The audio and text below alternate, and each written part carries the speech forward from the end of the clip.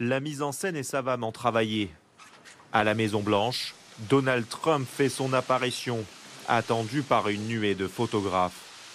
Il prend place autour de son état-major. Le ton est martial. Tant que je serai président des États-Unis, l'Iran ne sera jamais autorisé à avoir l'arme nucléaire. Bonjour à tous. Aucun Américain n'a été blessé dans l'attaque de la nuit dernière perpétrée par le régime iranien. Une déclaration solennelle du président des États-Unis après une attaque perpétrée à 10 000 km de Washington.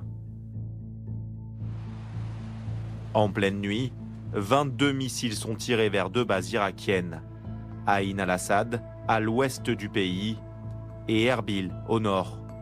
Deux cibles stratégiques, certains des 5200 soldats américains y sont déployés. L'opération est iranienne et baptisée Martyr Soleimani. Téhéran veut venger son général, Qassam Soleimani, tué par l'armée américaine le 3 janvier dernier.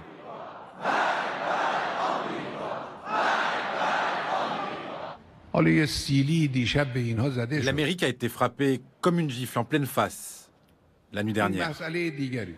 L'action militaire n'est pas suffisante. L'important est de mettre fin à la présence corrompue des États-Unis dans la région. Dans les rues de Téhéran, on brandit le portrait de Qassam Soleimani. On scande « À bas les États-Unis »,« À bas Israël ». Les attaques viennent juste de commencer. Comme notre guide le dit, s'ils nous touchent une fois, nous les frapperons 10 fois. Nous sommes très fiers d'avoir pris notre revanche avant l'enterrement de Soleimani. J'ai un bon pressentiment. J'espère que la vengeance va continuer et j'espère voir Trump échouer. Téhéran a-t-il vraiment voulu tuer des soldats américains? À part quelques dégâts matériels, le bilan de l'opération apparaît très décevant militairement.